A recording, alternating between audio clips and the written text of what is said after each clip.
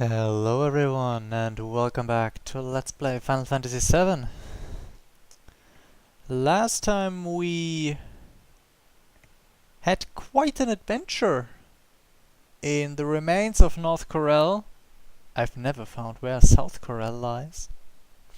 And the Gold Saucer, the big casino theme park tree building in the desert. And we got a nice little vehicle, a buggy. And the buggy was wrecked because just one town later, actually technically two towns later, the whole thing broke down. It's basically the way TVs are produced nowadays. Holy shit, why are we so shreked? Oh yeah, I remember. And yeah, so now we are in the Cosmo Canyon, the birthplace or birthplace and homeplace of our good old Radix, to wait for it to be repaired. Oh hey, look who's there. Hello, Aerith. Well, that was a simplistic dialogue. What's this? Travis Paradise 5. Ooh, nice. Anyways. And yeah.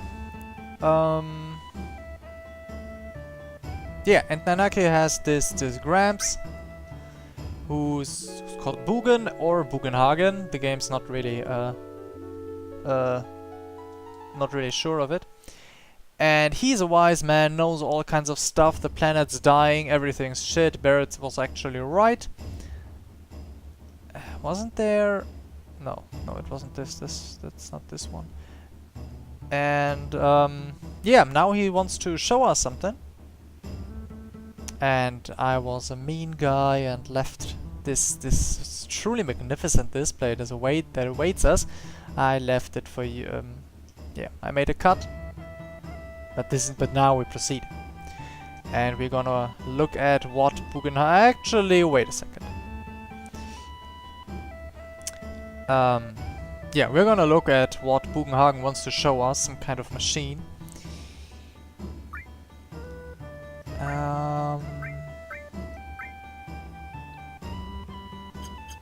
Oh yeah, I remember. Equipped. Yeah, that's totally a thing. That's totally happening.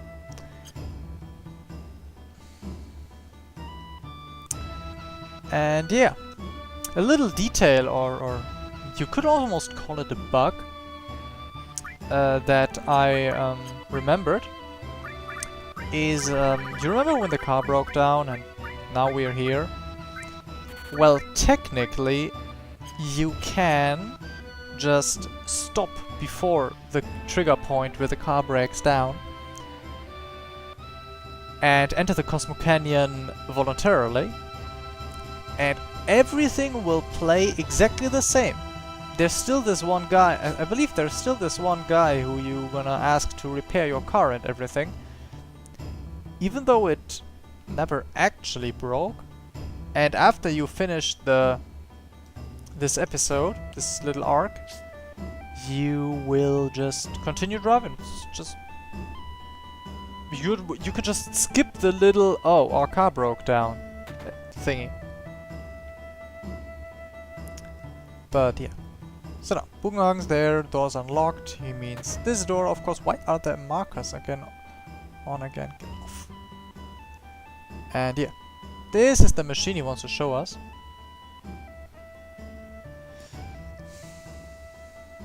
And I'm gonna say this truly is one magnificent bastard of technology. One truly magnificent piece of technology. I wonder if he built it himself.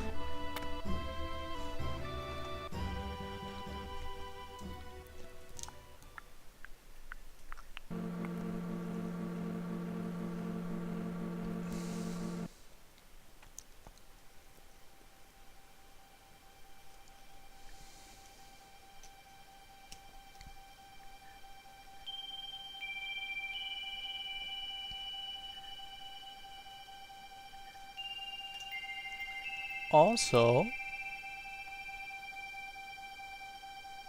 you might notice it.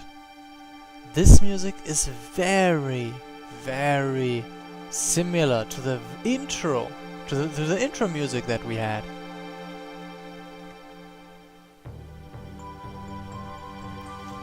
I mean, the intro was much deeper and I think a little bit slower and muffled. But it is a very similar theme. And this is the thing I actually could not spoil to you. The reference to what we're gonna hear now. So Bugenhagen has this simulation of space. Isn't it cute?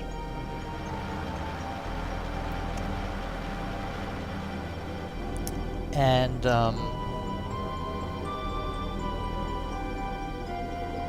yeah, that's a black hole or something.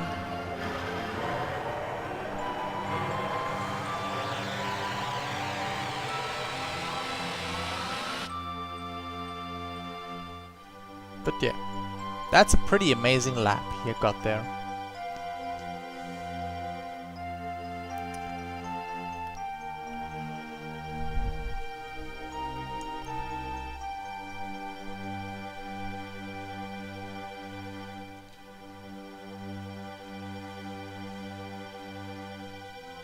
And this, I have to tell you, this, what Bugenhagen tells us now, is essential to understand most of the things that move the story on CD2.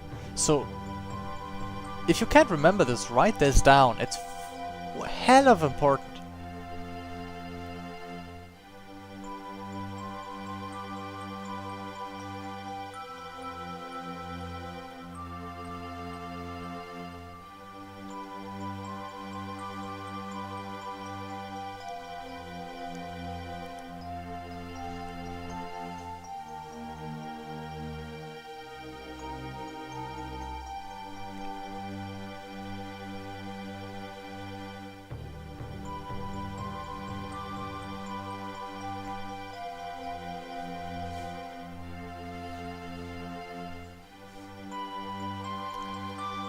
And there's not much to me to add yet,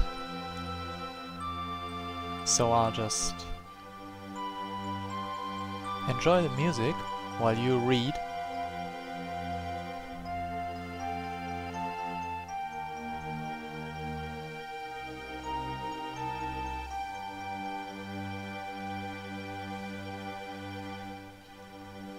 But I'm sure you already recognized many things. For example, that Bugenhagen uses the same terminology that Aerith as a child used when she told her foster mother of her foster father's death. He wanted to come to you, but his soul had already returned to the planet. I think that's what she told Elmira. And I think, of course, that's not a coincidence. I mean, I really like this simulation because the way Bugenhagen tells it in a somewhat understandable way, but it's still a bit abstract. But this simulation is actually super on point. It makes all this very memorable. And I cannot control the text here now. Good thing we have slow text.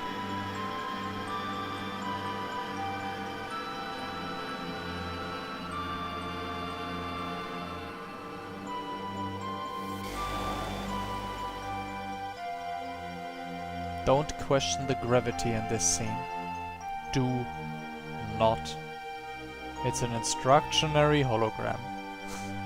It can do whatever it wishes to do.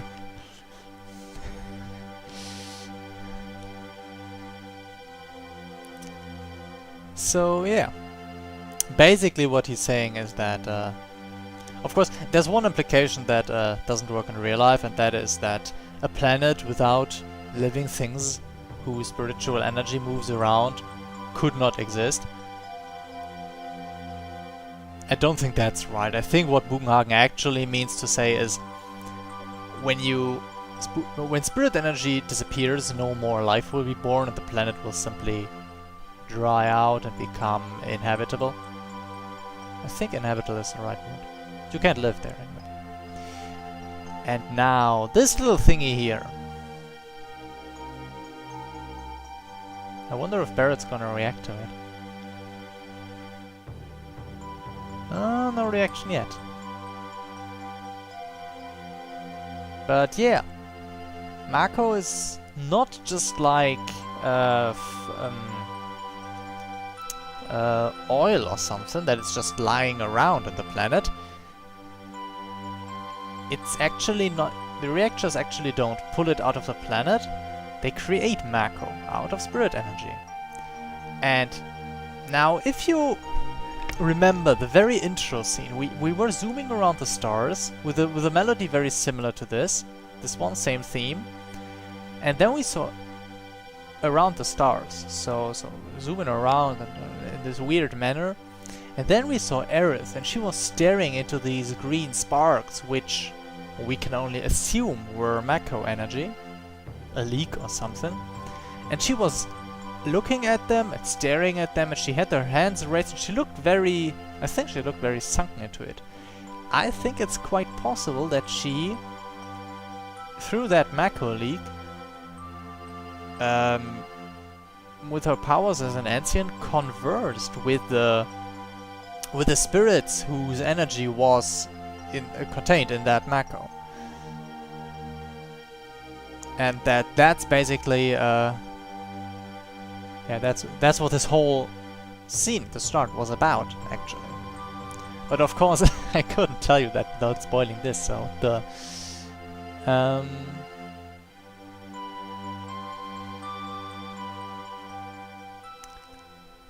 And yeah, the fact that Barrett does not react in any way in this scene is simply the fact that, due to the fact that they have certain slots for conversation depending on which characters you put in. And if Barrett were to react here, they would probably have to fill in the slots for every other character too, and that's just... It would be a little bit complicated for the... given that they have had very limited memory space. I mean, this game did used 3 PlayStation 1 CDs, so it was already much too big than it was ever intended. So I think they just saved little things. And yeah.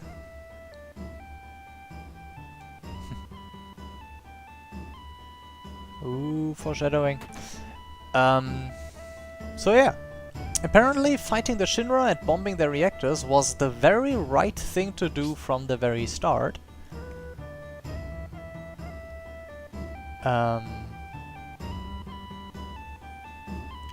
And yeah. I don't think I can tell you much more now at this point. Because, yeah, this whole spirited thing and ancients and everything thingy is still quite a mystery to us. I mean, we know a little bit more about what Aerith is actually talking about sometimes. But we're still far from fully understanding stuff. And to be frank, if you only play the game, it's very hard to understand everything, because some information is very well hidden, some information is not contained in the game at all. There is a little, I think it's just one episode of 20 minutes, a little anime episode, that covers one time skip that this game does, and I will summarize that anime for you, so you don't have to watch it. Ooh, music. And yeah, the Cosmo Candle, what I think it's called.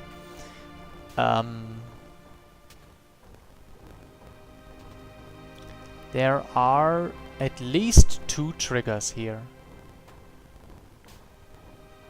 but I don't know their order. I think we'll start here. I want to talk to everyone. That's the intention, and so I try to avoid the triggers. It's like playing this this game where you push the tooth of a crocodile down without being bitten. So yeah, Kate Sith, We don't know anything about this character, so it's of course his dialogues are rather short at the moment. Yuffie, not the spiritual type. Barrett? I think this dialogue is actually optional.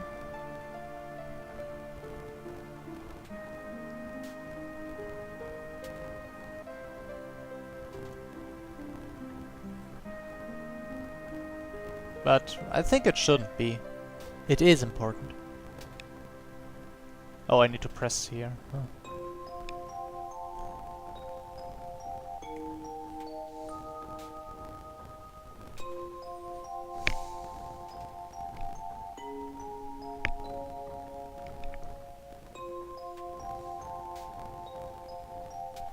There's missing a word there.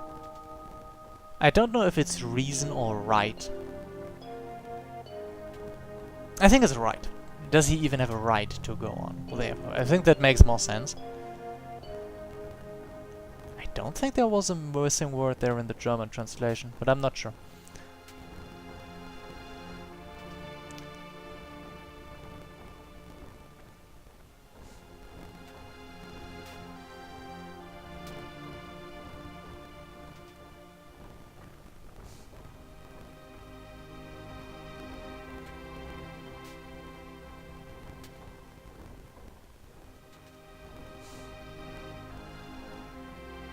He found some new determination from this place.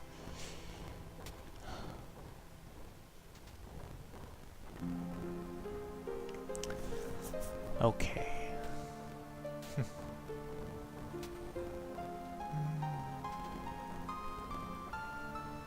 I like this music. It's so sad, but so nice.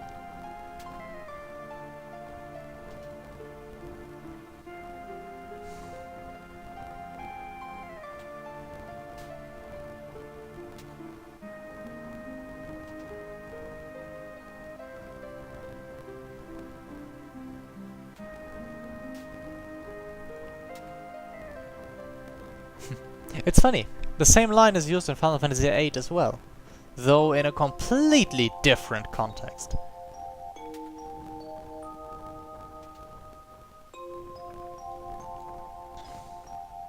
And Tifa doesn't make any sense at all currently. I mean, what the hell? Okay, I'll talk to Aerith first, because I know that the final trigger is gonna be on Red X. And I think you need to talk to Aerith first. But if I'm mistaken, I would skip her dialogue, and I don't want that. I don't know.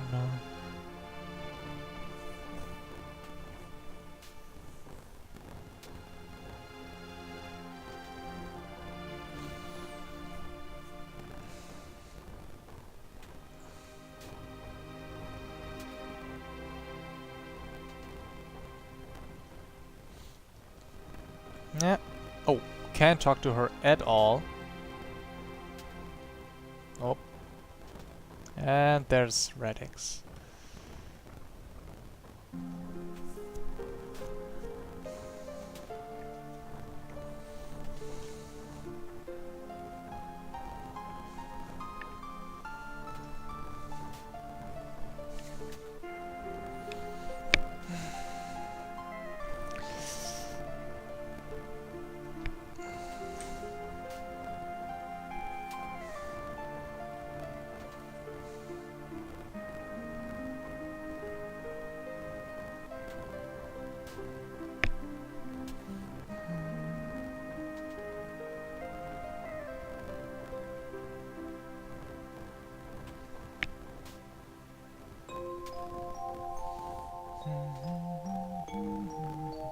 I shouldn't do that.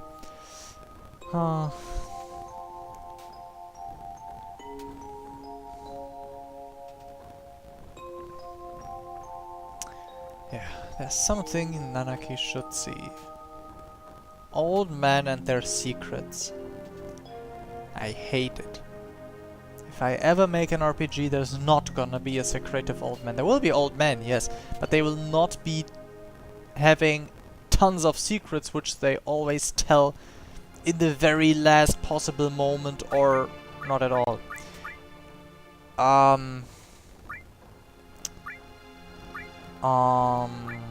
think I'm gonna go with this. So yeah, for most Final Fantasies, Final Fantasy 7, I think, has a rather high percentage of situations where you are bound to take certain characters with you. I mean, it's not Final Fantasy 9. Final Fantasy 9 is even worse. It's super restrictive about your parties, but it is more restricted than Final Fantasy 8, I think. And I don't even know which characters to take so you can which parties you can use in the most times. I don't know. I also don't really care because, for example, at this point, sure, Red X doesn't have his third limit yet. He still has his first limit. But look at his level. He's level 19. Because the reason for that is that the characters you don't have in your party still basically gain some of the experience you gain with your active party. I think it's... I don't know the number. I never really researched it. But they do level along, just slower. And this early... well, early in quote unquote... in the game... oh wait, I don't need to go there. It's not really necessary to... it's not that bad when you have to take a different character. There is one case where where you're forced to take a character that can really hurt you, but that's one case very late in the game and blah blah blah, whatever. Ho ho ho! Are you the Santa Claus now? Oh, just a minute.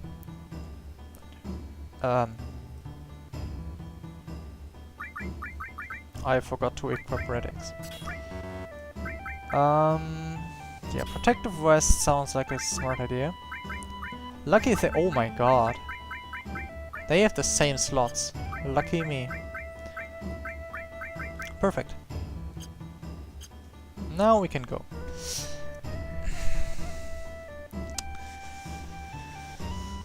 Yep, all set.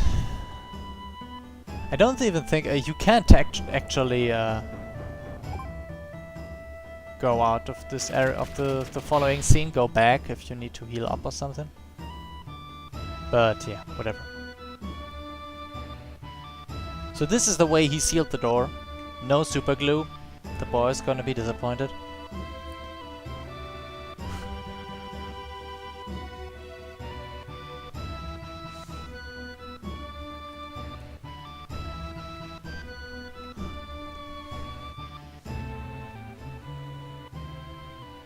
Oops. And down we go.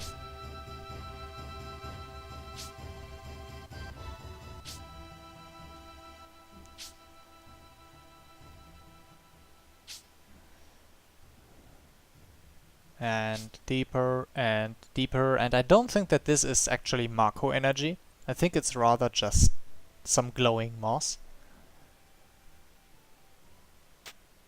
Whoop. And down we are.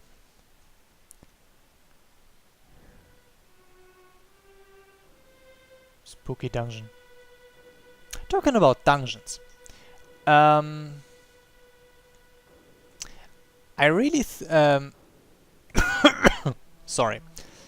So yeah, in this dungeon there's a hidden lever that you need to continue. And I can never remember where it is. So yeah, I think there is a very interesting thing about starting with, don't let me lie,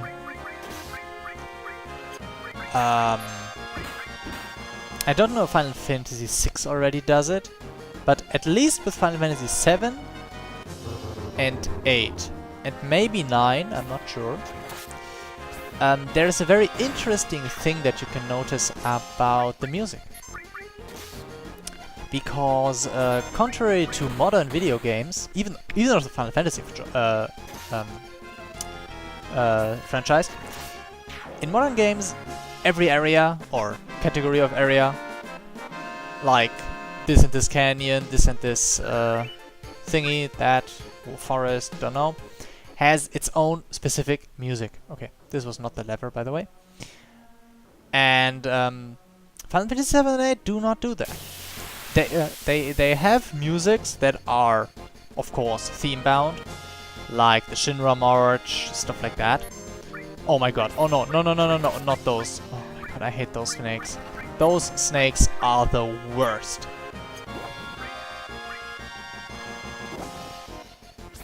And I'm pretty sure that some place during our visit here you will notice why. Oh, I still have the death blow equipped. Why? What was the advanced version of the death blow? Oh, whatever. Yeah, back to the music. And there are theme-bound dungeons, yes. But dungeons like this, for example. This is a music that we have heard before. It's not a universal... It's not a unique music. We had it in the bloody Shinra HQ. We had it, I think when the Midgazolom was killed. And on the Yunnan boat, and plenty of creepy, might have been horror-y if the game had wanted to, situations, this music will play. So it's just a general atmosphere. Similar to, for example, the Mithril Mines. That was not any new music, it's one that's used all over the place. Could you stop skewering Tifa? That's lewd. And, so, when you have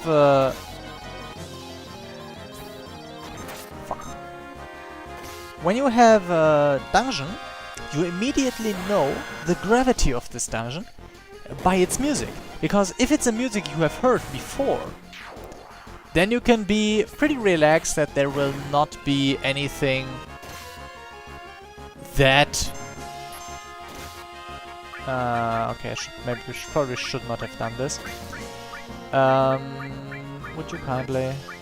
Thanks. It's like, you go into the mines and you see, oh, I know this music. There's no need to be shocked or expect much of the dungeon. But if it's a dungeon and later in the game and you know, if you go in there and you see, oh, I've never heard this music before, then you know, oh, this is something special. And they are using this throughout the whole game.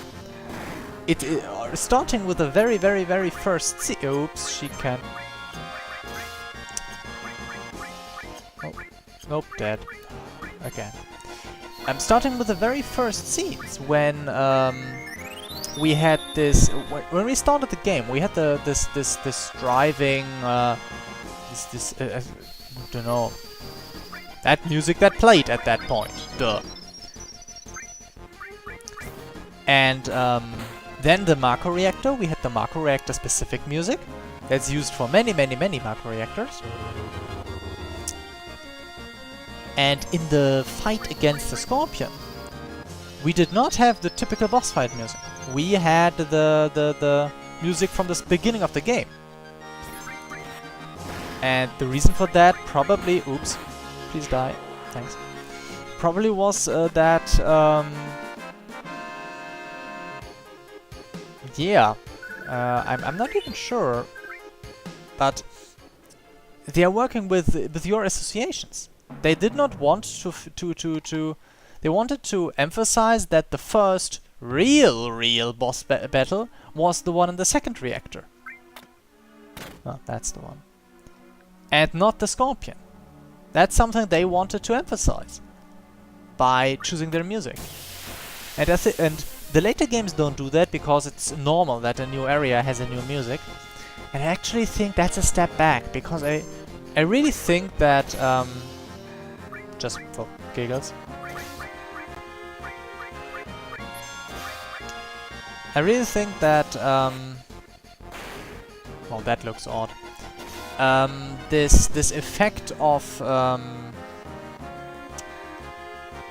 to prime the player about this dungeon is important,